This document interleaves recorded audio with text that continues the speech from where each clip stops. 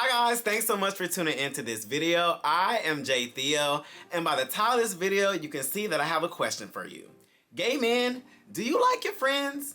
And do they represent you? So, I wanted to make this video because in gay world, it can be extremely difficult to make gay male friends, queer friends, friends that you align with, friends that represent you. But when you do, what is the quality of those friendships? And do you feel like you're really getting a real connection? Do you feel like it's somebody that really truly supports you? I really want to talk about that today. Through my journey, trying to find friends with y'all has been a journey. Actually, let me grab a drink for that, y'all. Let me grab a drink of wine. Cause y'all, let me tell you, it has been a journey for me to find gay friends, friends that I truly can, for a lack of a better word, fuck with. It has been a journey. But I finally am in a place where I feel like I have met gay friends that truly show up for me, support me, are there for me in ways that I feel like are true to who I am and what I need when it comes to where I'm at in my life. I really feel like I have found that, with my gay friends. And by no means are my gay friends perfect. They have their flaws like everybody does. But I definitely think that I'm finally at a place where I've built a connection with gay men where I'm actually proud of, And I feel like when it comes to my gay friends too, I feel like they provide a judgment-free zone for me to just be myself, for me to be myself. And I think anytime you can find a friend that you don't have to perform for, that you can truly be yourself, those friends are keepers, no matter if they're gay, straight, whoever they are. I think that's just extremely important. And nobody wants to be judged. And I think when you live a more non-traditional lifestyle, it's even more important to make sure that you have people around your corner in your life that doesn't judge you. It doesn't make you feel bad for living your truth and being true to who you are. And honestly, most of my life, most of my closest connections have been with women. So I've always desired and craved this connection with gay men, with people that I feel like at the core represent who I am. And I love my friendships with women. I love my connections with women. But I do think, like I said earlier, it's super important to be friends with people that represent you, where you can be your full self, where you can talk about different dynamics of being gay, being queer, all of the above. I think it's just extremely important as gay men for us to cultivate friendships and community with other gay men, especially Black gay men. So all that to say, the true point of this video is to talk through the different issues and concerns I've had when I've been trying to cultivate friendships in the gay world. So in this video, I'm going to be discussing 4 different areas of icks that I had to deal with cultivating friendship. And I wanted you guys to look at these icks and see if you guys relate to these icks, and also just keep these as a reminder of things that really could hinder your friendships. And also as a guy to ask yourself, do I really like my gay friends? Do they really support me? Do they show up for me? And is this the type of friendship that I want to cultivate? Now that I've been on this planet 32 plus years, I do want to offer some insight on my experience when it came to making gay friends, the icks that I found. I also just want to make sure that you guys are thinking about who you're allowing to be in your corner, who you guys are allowing to be close to you, to make sure that they're people that has your best interest at heart. Because someone may call themselves your friend, they may say they're there for you, but they can always be an op at the end of the day. And that's something that you just really want to be aware of. So guys, let's go ahead and dive into this video and let's discuss my 4 areas of icks when it comes to developing gay friendships. So y'all, my first area of ick when it comes to developing gay friendship is pick me energy. So this grouping is going to talk all about pick me energy and how that can be such an ick for me and my friendships, and I wonder if you guys feel the same way. So the first aspect of pick me energy that I'm going to talk about is boy craziness. So we've all have had a friend or we've known someone that is extremely boy crazy, and I'm going to talk about the definitions that I found in a couple websites and kind of elaborate why that can be an ick in your new friendship when you are developing that with another gay man. So I thought this blog website called XO Nicole had a great explanation of what boy crazy is when it comes in a friendship. It's more from a girl perspective or woman perspective, but I think it's fitting for this video. The term boy crazy is a term used to describe a woman or man with a strong infatuation or fascination for men, particularly in a romantic or sexual context. In most cases, this could be the homegirl or homeboy who has a way of bringing your everyday conversations back to the topic of boys. It's what she thinks about, he thinks about, talks about, dresses for, pursues when going out. In other words, his world unapologetically revolves around men and her and their proximity to them. People who are considered to be boy crazy often prioritize their romantic issues above all other aspects of their life. This infatuation or obsession with men can lead into a preoccupation with finding a romantic partner, seeking validation and attention from them, and can shift their mood if their efforts don't match their predetermined expectations. This can have an effect on their emotions, which can run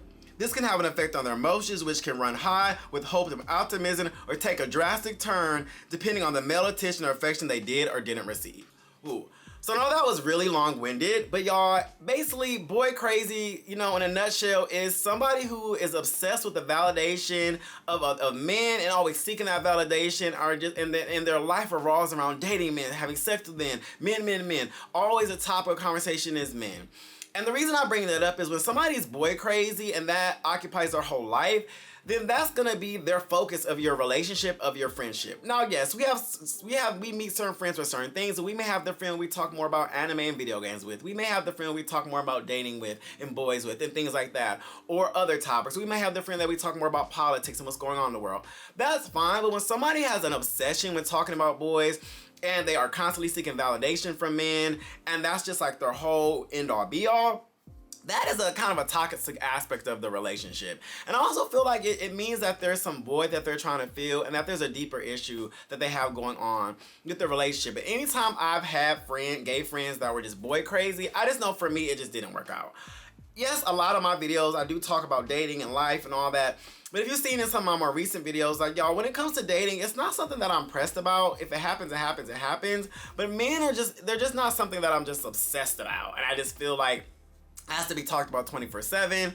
At the end of the day, like, I feel like I'm at a place in my life where that's just not the only topic of discussion that we can have. And I feel like it comes off very childish and very teenage when that's all that you want to talk about. And I think the aspect of boy craziness often leads to the next aspect, which is kind of that pick-me energy. So the next topic of discussion within this whole pick-me energy bucket is the pick-me energy. So when it comes to being a pick-me versus what I like to call as a gay's gay, like a girl's girl, pick-me's tend to always be seeking male validation because they want to be picked, and they tend to lean into a lot of heteronormativity, a lot of, honestly, homophobic views within themselves. So they tend to be more internally homophobic, they tend to be femphobic or anti-fem, they tend to be transphobic, and they tend to be someone that still believes in like the gender roles and all of the what a bottom does, what a top does. They tend to look at positions as personalities, and they also tend to be someone that still is chasing like DL men in hyper masculinity, but in a toxic way. Someone who is just a DL man is the end all be all, and no matter how they can get a man, no matter if it's through deceit and all that, they still be open to getting a man. So that's another aspect of where boy craziness leads to being a pick-me. And I think anybody that is anti-fem and anti-trans at this point is a queer man, a gay man. I think that's just completely not for me and a friend. And it's gonna make me feel icky. And I've literally ended friendships based off of that, based on people being anti-fem. You have a masculine gay friend, if he's mask for mask, that's the same kind of energy where I just feel like it's just not gonna rock with me. And I think it is an ick. And I feel like as queer people and gay people and us trying to be more inclusive, trying to be more understanding, and for us to try to grow and challenge each other, I just think that's just something difficult to do if you're not that type of person and you're trying to be friends with someone like that. So I definitely think that can be an ick in a gay friendship. So next up, the next big topic that I want to discuss when it comes to icks is emotional intellect. And I talk about this a lot on my channel, is having emotional intelligence, being emotional aware, all of those things. And I get we all are growing and journeying on our emotional level, but sometimes, y'all, some people just don't have the emotional range to be your friend, or for it to be worth the time and the effort and the stress that it would take to get them up to speed or to get them to understand where you're coming from on an emotional, intellectual level. So first off, friends, and this goes for anybody that you're friends with, I really feel like if you are a codependent friend, your emotional intellect is not where it needs to be. So let's define codependency. So according to Talkspace.com, codependency in friendship is characterized by an overly persistent resilience on one another. In signs of codependency in friendship, ultimately, codependent relationships are unhealthy and toxic for both parties involved.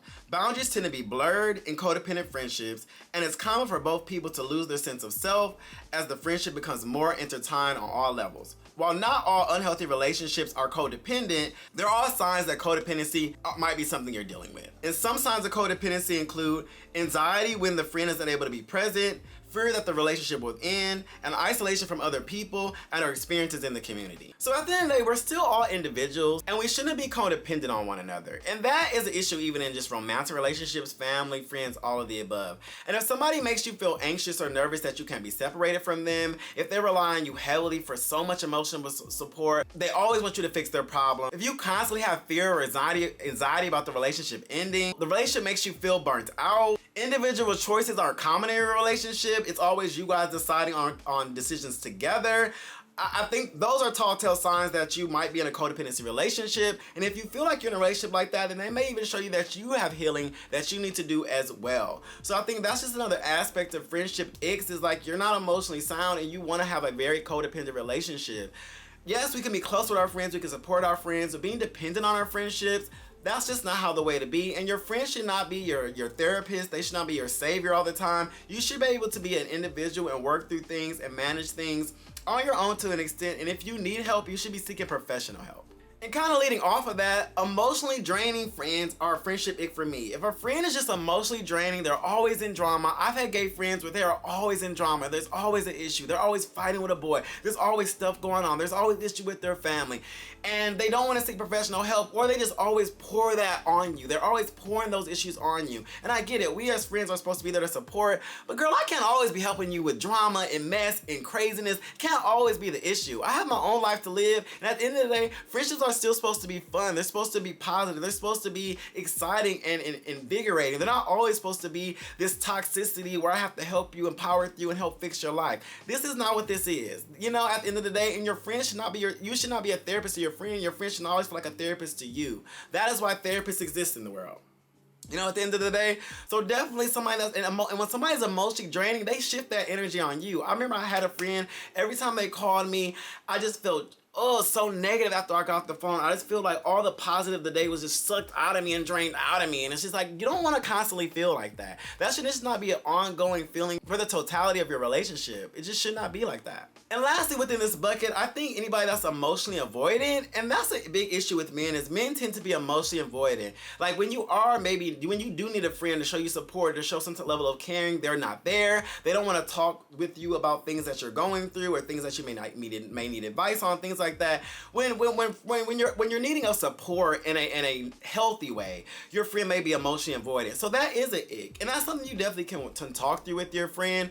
But I feel like when someone isn't there emotionally in a supportive way, that can be really hard for you, because at the end of the day, our friends should still be support emotionally. They should be there in a caring, loving way. That's one great thing about friends. For instance, when my grandma passed away, a couple of my friends, one of my good girlfriends sent me flowers, and two of my really, really good gay friends sent me flowers as well, and they sent me a card, and that's the first time I ever received something like that from gay male friends. I was like so taken back that they sent me flowers with a card, you know, and it was just really sweet, and I loved it from my girlfriend as well. But it was the first time I ever received like something like that from male gay friends, and I'm like, wow, this is so special to me. It made me just feel so special. It made me put our friendship on a different level, because like, wow, they care so much enough to send me flowers, to send this note. So that's just another aspect of being like emotionally available, emotionally there for your friend. Okay, so the next bucket I want to talk about within this group of icks is self-awareness icks, and the first ick of the self-awareness icks that I want to talk about is the self-hating black gays. So I had this issue a few times with making friends, is the black gays that hate other black gays. They only date outside of their race because they think black gays are just they constantly have negative things to say about black gay men. They feed into a lot of stereotypes about black gay men, and they have this aura of feeling like better and above being black gay men, even though they are black gay men. And then they also have this pick-me mentality of being picked by other races and feeling like they only can get true validation by other races. Now, I think it's in your right to date and want to be friends with whoever you want to be with. But I literally had a falling out with a friend that, y'all, he was such a self-hating gay. He literally told me that he does not feel like a black gay man could ever give him what he needs in a relationships, and he desires a certain type of lifestyle. Only white gay men can offer that lifestyle. Only white gay men make a certain amount of money, and he just could never. It disgusts him, and every time he was with the black man or around the black man romantically, it just was such a horrible thing. And you know, and this is coming from somebody who literally, one of his white gay boyfriends put a night out on him and called the police on him. But yet, if a black gay man, you have a bad experience with him, it's just, oh my God, never again. So I can't do the self-hating, and as someone who, if you guys watch one of my other videos, who has powered through my self-hate as being like a black man, being a black gay man, being more of a brown skin, darker skin black gay man, I just don't want to be around energy that makes me want to be back in that place. Because I feel like I've done a lot of unlearning to be at a place where I love myself, I love being black, I love everything about me as a person, so I don't want to go back to that space. Also, when it comes to self-awareness, being selfish. I've definitely had gay guy friends that I've tried to secure friendships with that were very selfish when it came to things on my birthday. They did not want to be there for me on my birthday. They found ways to make my birthday about them, or they found ways to make things about me about them. Did not respect my time, very selfish about their time, things like that. And I just feel like selfishness is something I would never want to deal with in a friendship. And I don't care who you are, being selfish is the first way for me to be not supportive of you. One of my friends recently had to drop one of his friends because he was an extremely selfish person, and we went to a trip to Black's Beach in San Diego, which is like a nude beach, and we had we had such a fun time. Yeah, San Diego is such a fun time for the gays, by the way. But we went to this like nude beach for the weekend. Then we went to a bunch of parties, we went to some bathhouses, y'all. We had a really good time. And when I say this friend he brought with him was just trying to ruin my friend's birthday so much, was complaining about everything we did, was trying to make him leave stuff early. And me and my other friend was like, no, we are making sure this boy's birthday is lit. When I say he had the time of his life because we had to keep blocking this hater ass friend, you know, but why would you want to drain somebody on their birthday? Why would you want to make somebody's birthday trip negative? Why would you want to pull them from fun they're having because you're a hater and you're not, and you want to complain and you don't want to enjoy yourself? You know? So people like that, no, that's definitely a friendship ick. Next up, when it comes to self-aware, is friends that are extremely insecure, where it's always woe is me, everything sucks, I hate the way I look, I'm not gonna do anything to change my confidence. Like those kind of people, that's very negative and draining, and that if that's their entire personality, I can't rock with it. And also people that are extremely arrogant. They think they're above people, they think they're better than people, they like to be a meaner, they like to talk shit all the time. They find any opportunity when you're by yourself to try to talk shit about people or about the friend group. Can't rock with it. I don't like that energy. That's bringing me back to middle school, high school, and it's just not nice, and it just shows that there's just a lack of something you're missing in your life where you feel like you need to talk shit and be a hater to other people all the time. Ooh, this one really irks me sometimes when it comes to self-awareness, is not being direct. If you don't want to do something, let me know. If something bothers you, let me know. If you feel like I'm pressing you to do something, let me know. I just feel like at our big ass ages, we need to be able to be direct, we need to be clear, and I think with any relationship, communication, I'll always say this, guys, is key. Communicate with your friends, let your friends know, be open to saying no, be open to being real with your friends. I'm someone, I always like the real over anything else, and I think you guys will be surprised when people like the real over anything else. And that leads to my next point of people being people pleasers. People pleasing and just saying yes to say yes, in the long run, that's always going to cause drama and cause issue for you. So if you ever feel yourself you're being a people pleaser, force yourself to say no.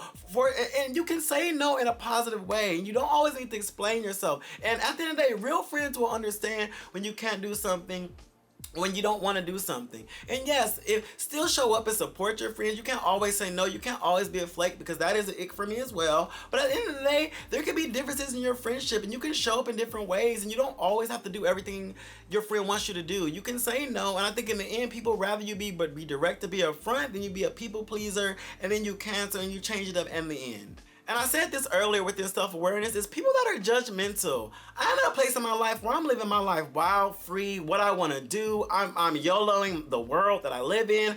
I've had, and I've said this on other videos, I had a lot of deaths happen recently in my life, and it's really pushed me to want to just live my life the way that I want to live it. So if you're being a judgmental queen, you can go.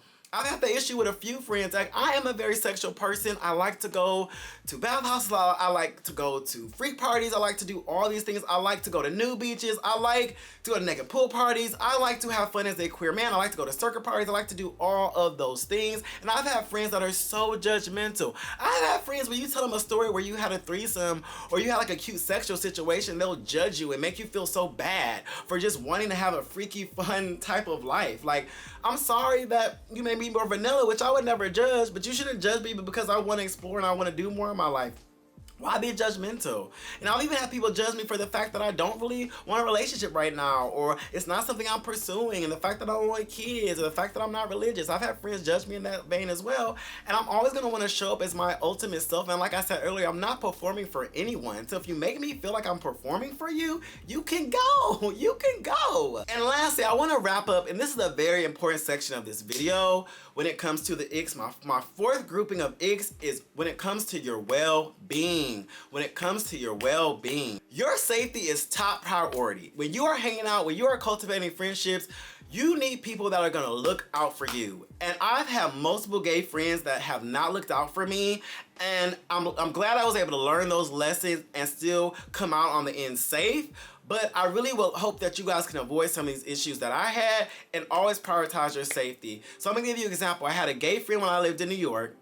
We all went out one night. It was he invited me out. He lived uptown, I lived in Brooklyn. So if you don't know much about New York, uptown, like Washington Heights to Brooklyn, that's over an hour on the train.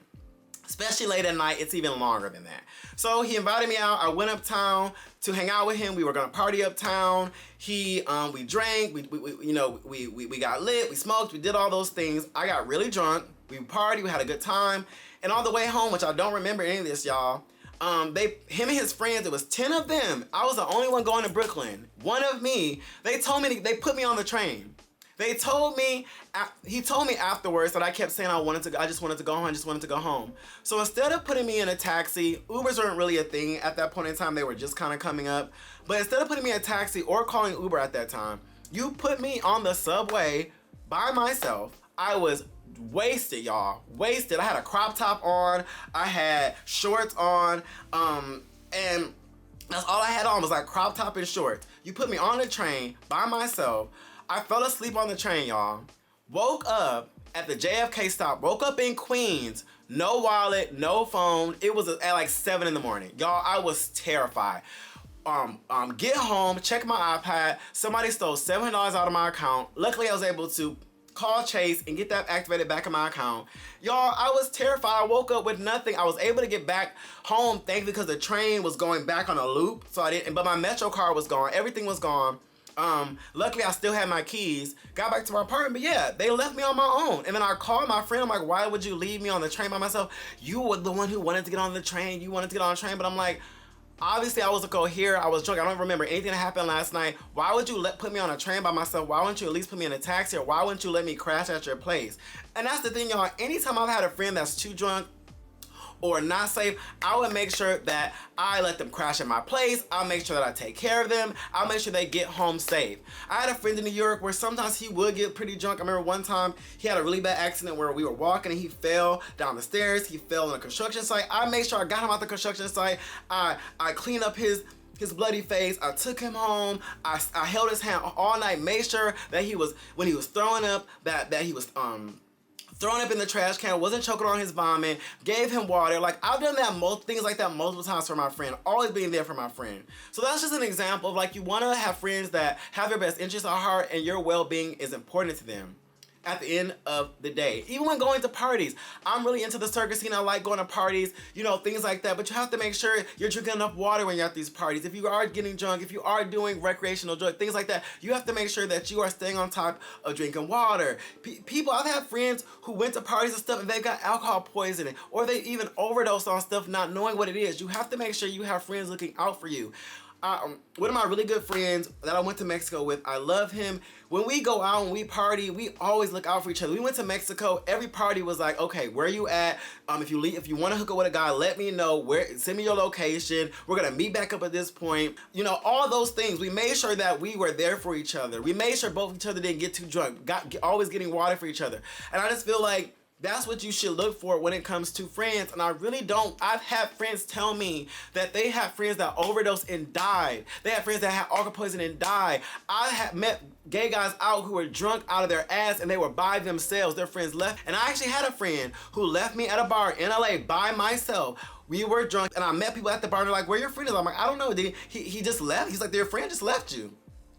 And I'm like, wow, you're supposed to be my friend, but you're just gonna leave me. So I ended that friendship as well. Always make sure that you guys are cultivating friendships and thinking about friendships where they keep your well-being at the top of their mind, and they want to make sure that you get home okay. They want to make sure that you're good. They want to make sure they're not just going to leave you for some guy or leave you for some bullshit. You do not want that in a friend at all. That is one of my biggest friendship icks and one of my biggest reasons where I will cut off a friend like that.